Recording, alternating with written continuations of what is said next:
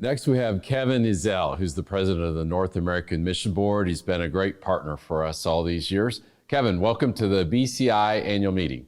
Thank you so much. I'm a partner and, hey, full disclosure, a good friend. I'm so grateful for you, Tim, and the way you've led Iowa, but also just for your partnership and your leadership amongst other state execs. Thanks, Kevin. I appreciate that. Say, we're curious about the North American Mission Board in this last year. What are some of the highlights that you would want some of our pastors and other guests to know? First of all, I just want to say thank you, pastors. Thank you for how you give to the Annie Armstrong Easter offering. We had over $70 million this year. It's the largest absolute ever in the history. And we're so grateful. And we're thankful for a part of that. We're also thankful for the amount of churches that we're partnering with churches to plant, right at 750. And looks like this next year is going to be even more.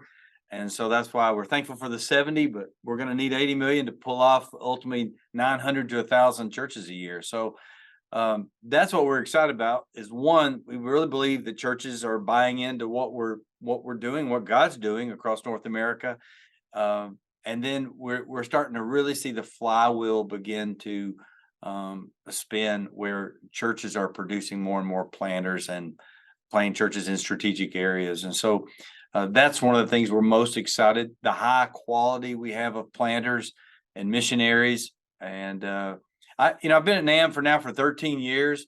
I've never been more excited about NAMB. Honestly, I've never been more excited about the SBC than I am now. And people and their affirmation of and their giving. Now, I've said this before. The deposit slip is the only accurate number in the SBC.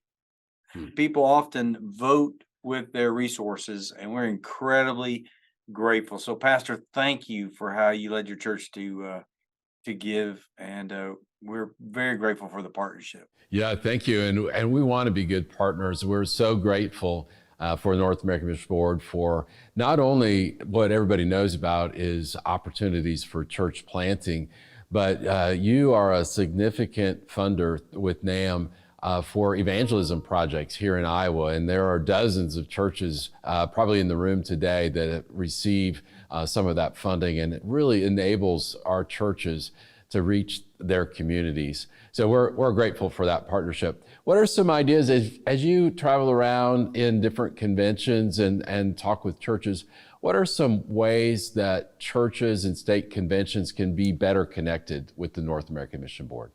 We try to make it really simple. So when you go to NAMB.net, we try to make it so that you can navigate it really simple. If you want to, if you want to be engaged in church planning, Send Network, you can do that. If you want to engage in Send Relief, an easy way to take mission trips and go to one of our ministry centers in Puerto Rico, you can get on the online and see that they're literally all over North America, whatever.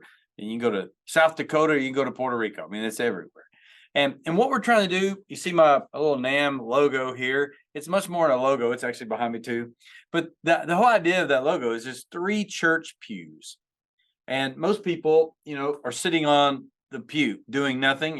If they're like where I pastored, the smallest percentage of your people give, the smallest percentage of your people engage.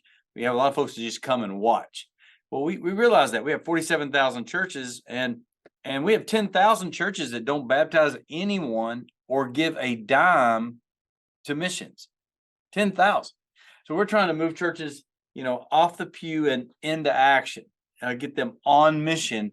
That's the whole purpose of that logo show, that we're trying to engage people. So, Pastor, to take the first step, you could take your church if you say, well, sometimes people want to analyze if they can afford things by monetary reasons or, money. We don't have the money to do this or that. Every church, every pastor there today could lead his church to pray for a plant or pray for a city or pray for a state.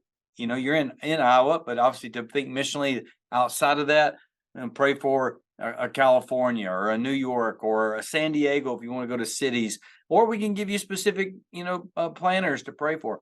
Everybody can pray. The second thing they could do is participate if they want to go and help in some way, and we can help them do that.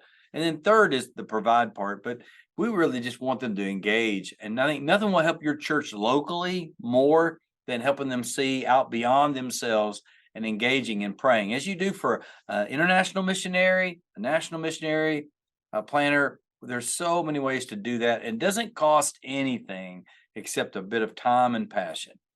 All right, that's wonderful. And we want to be great partners, and we're so grateful to be connected with North American Mission Board. As you look to the next few months or even into 2024 and 5, what's one thing that you're really excited about, and one thing that's a challenge that you're working on? Sure. The thing we're excited about is the quality of young men that we have in planning our churches. First of all, our churches are only pastored by men. All right. Let's just put that to rest. If anybody ever tells you anything different, I'll give you $10,000 if you can find a female pastoring one of our church plants.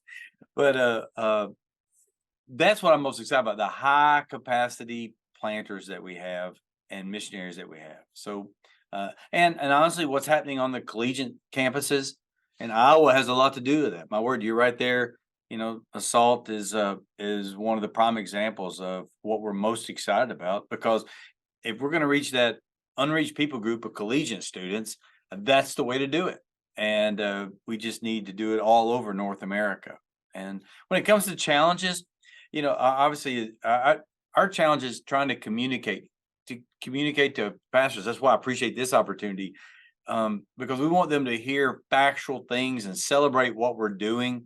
And when you're part of a family as big as ours, when I pastored my church in Louisville, I could get my key people around the table at Cracker Barrel, and we talk about it at 6 to 7, and we leave there, we're all on the same page. Well, when you're doing things North America wise, or trying to reach the world, it's just hard to communicate and get the consistent message out there. So that's what we're trying to work on, to really put some gas on the fire to make sure we communicate and communicate and communicate so that we can tell our story.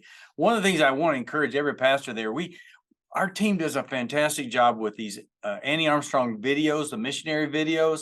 You don't have to use those just during the Easter time or when you do your missions offering. Those are really available all the time.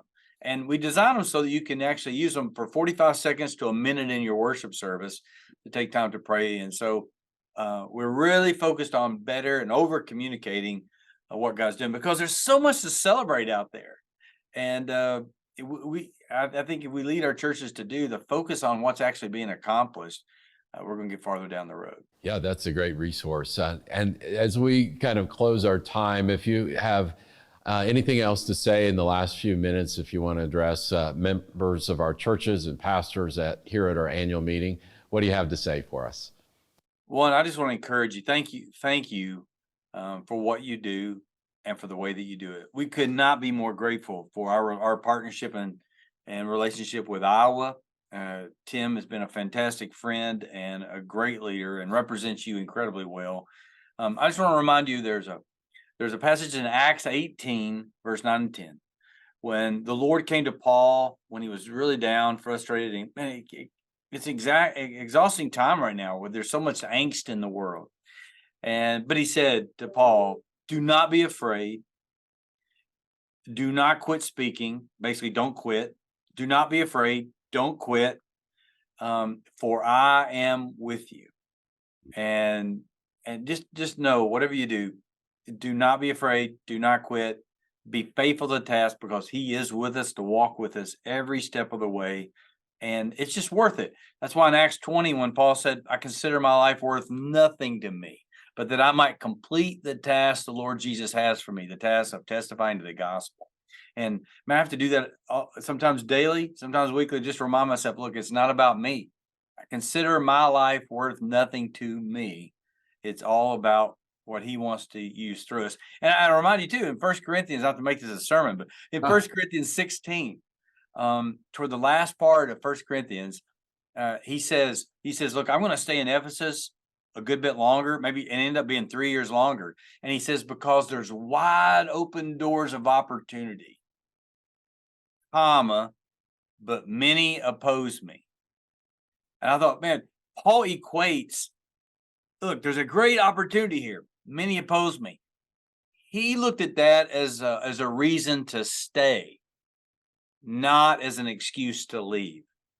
And I love that. And so, man, God's called you to be a part of what He's doing. I just encourage you to put your hands to the plow and stay faithful, and just thank you, thank you, thank you for all that you're doing. And God is using your efforts, and you're making a difference in ways that perhaps you will never ever know this side of heaven. I love that. I love the fact that the president of our North American Mission Board is really a pastor and cares about pastor and ministry. Thank you so much for your time today. We appreciate our partnership and look forward to continuing to work together.